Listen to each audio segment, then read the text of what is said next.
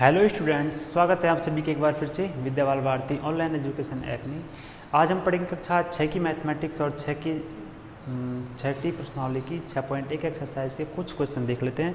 कुछ अपन पहले देख चुके हैं, तो 6ठे प्रश्न तक शायद अपन कर चुके हैं और आज हमें देखना है 7वां प्रश्न। ठीक है, तो 7वां क्वेश्चन देखिए क्या कहता है, वो देख लेते हैं। 7वां क्वेश्चन,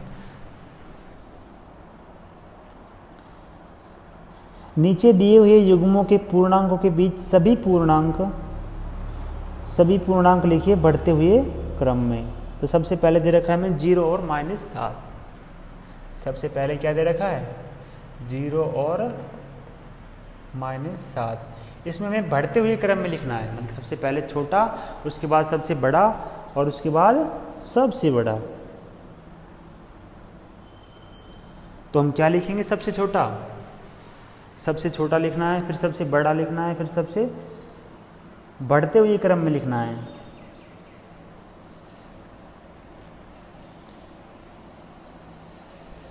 देखिए, मैंने आपको बताया था कि संख्या रेखा पर यदि हम माइनस की संख्याओं को बढ़ते हुए क्रम में लिखें तो कैसी होती है वो होती हैं छोटी संख्या। जितनी आप माइनस की तरफ चलोगे तो वो छोटी संख्या। सबसे छोटी संख्या कौन सी है इसमें, 7, उससे बड़ी -6, उससे बड़ी -5, उससे बड़ी -4, उससे बड़ी -3, उससे बड़ी -2, उससे बड़ी -1 और उससे बड़ी 1। अर्थात इसको यदि संख्या रेखा पर निरूपण करें तो जब हम इधर जाएंगे तो मान घटेगा और इधर जाएंगे तो मान बढ़ता है। फिर याद रखना, मैं बार बार बता रहा हूँ, दाएं तरफ जाते हैं तो मान बढ़ता है, बाएं तरफ जाते हैं तो मान घटता है। ये संख्या रेखा के बारे में बातें हुई। दूसरा क्वेश्चन क्या कह रहा है कि 4 और 4 के बीच में, 4 -4 और 4 के बीच में बोल रहा है, -4 और 4 के बीच में। तो सबसे छोटी वाली संख्या कौन सी होगी, सबसे छोटी वाली संख्या होगी -4, उससे बड़े -3, उससे बड़ी -2, उससे बड़ी -1 और फिर 0, 1, 2, 3, 4। इस तरह से क्या हुआ इनका, ये बढ़ता क्रम हो गया। थर्ड देख लीजिए, थर्ड में क्या कह रहा है कि -8 और -15, -8 और -15 के बीच की संख्या है बढ़ते हुए क्रम में। तो सबसे छोटी संख्या कौन सी होगी, आप बता सकते हैं कि माइनस की बड़ी संख्या सबसे छोटी होती है। तो -15, उससे बड़ी -14, -13, -12, -11, -10, -9, -8 और 8 तक ही पूछ रहा है, तो बस इतना लिखेंगे। चौथा बिंदु देखिए, चौथे में क्या कह रहा है, -30 और -23 के बीच में, -30 और -23 के बीच में। देखिए सबसे छोटी कौन सी होगी, बड़ी वाली संख्या माइनस की छोटी होती है, तो -30 होगी सबसे छोटी। उसके बाद कौन सी बड़ी, -29, -28, -27, -25, -24 और -23। ये छोटी संख्या हो जाएंगी। ठीक है, नेक्स्ट बात करते हैं अपन।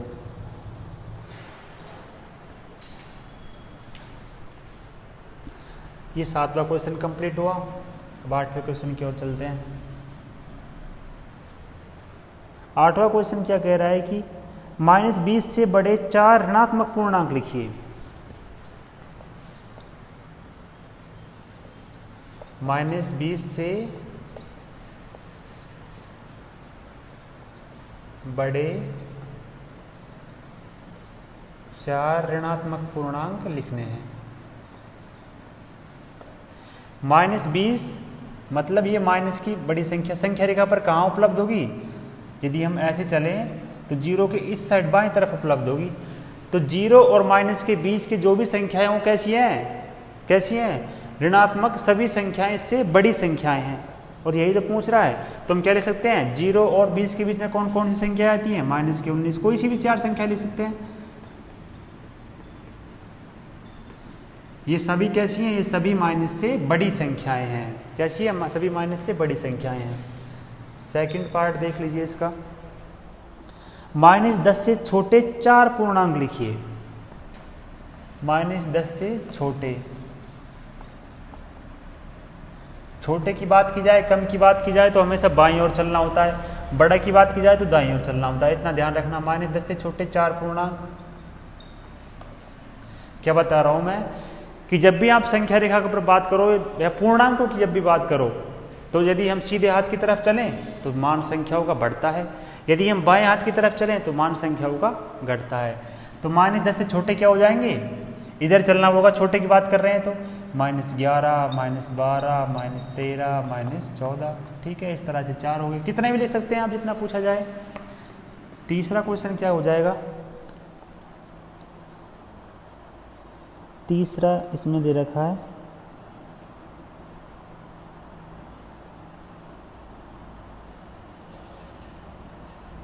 तीसरा तो शायद इसमें दे ही नहीं रखा। नवा देखिए, नवा क्वेश्चन देख लेते हैं। कुछ सत्य असत्य कथनों के बारे में है।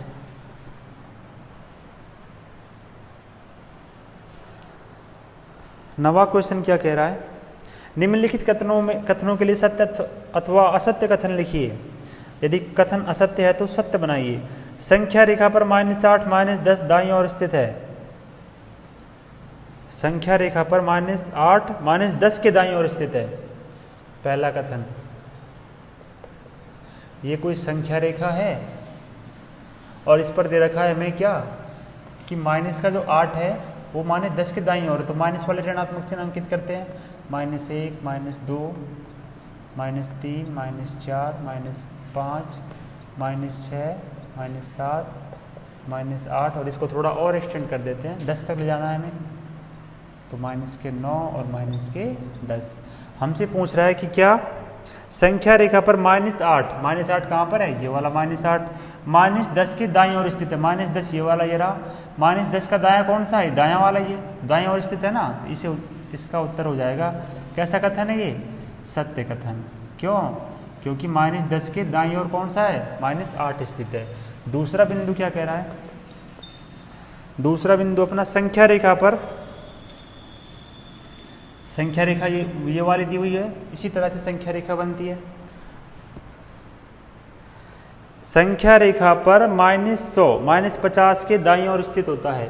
अब इसे हम 100 की वैल्यू ले सकते हैं, इसे हम -50 -100 -150 बस इतना ही कर लें तो भी अपनी कार्रवाई हो जाएगी कि -100 -50 के दाईं ओर स्थित है। -100 -50 के दाईं ओर स्थित है, ये तो गलत बात है, ये तो बाईं ओर स्थित है।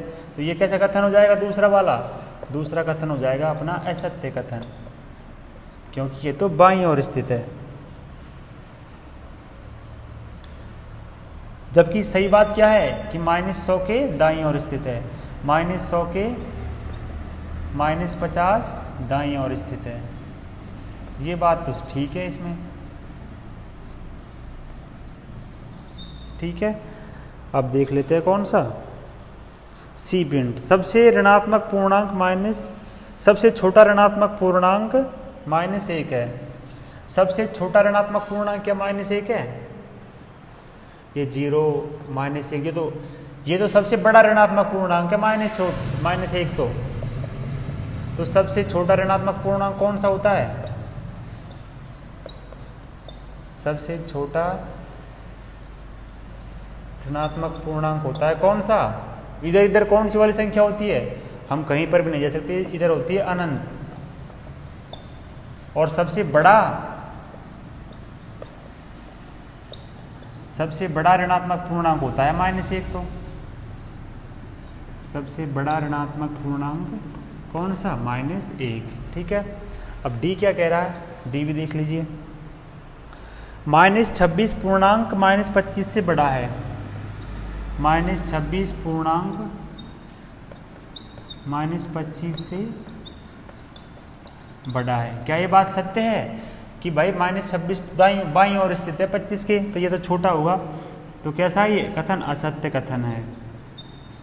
सत्य बात क्या है कि -26 पूर्णांक -25 से बड़ा है। ये बात तो सत्य है और ये असत्य है। ठीक है, अब देखते हैं अपना लास्ट एंड फाइनल क्वेश्चन 10वां।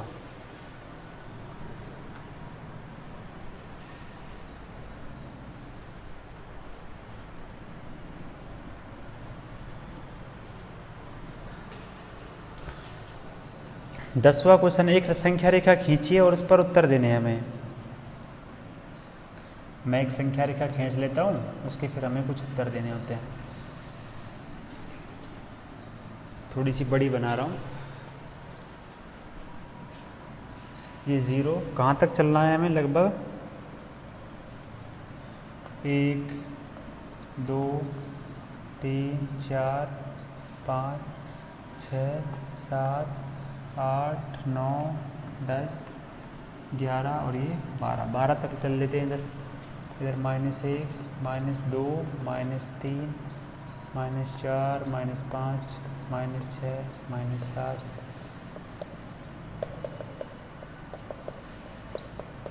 इस तरह से कोई संख्या रेखा बना ली हमने। अब इसके आधार पर हमें क्वेश्चन हल करने हैं। पहला पॉइंट क्या कह रहा है?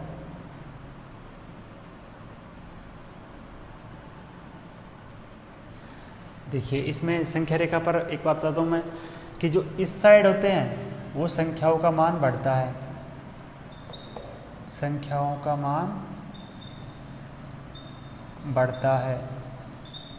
दाएं तरफ हम कितना भी चले संख्याओं का मान बढ़ेगा, और बाएं तरफ जाने पर संख्याओं का मान घटता है। ये बात आपको पता होनी चाहिए।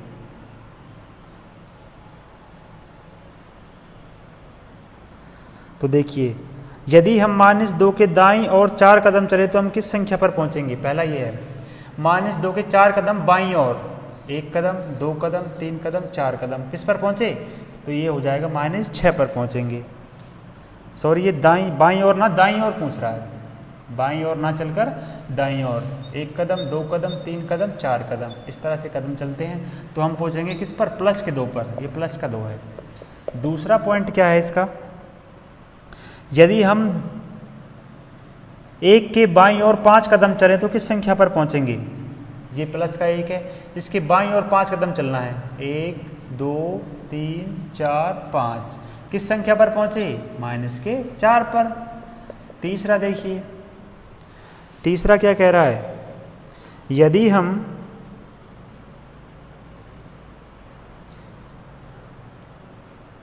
हम संख्या रेखा पर -8 पर हैं तो -13 पर पहुंचने के लिए किस दिशा में चलना होगा?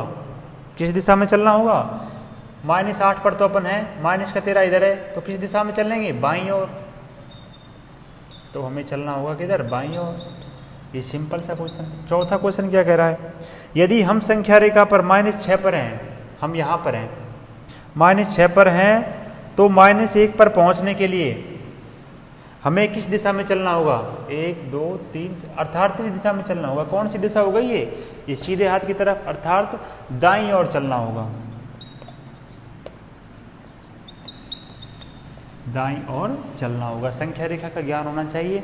बड़ी आसानी से हम इन क्वेश्चनों को कर सकते हैं। बहुत छोटे छोटे क्वेश्चन होते हैं।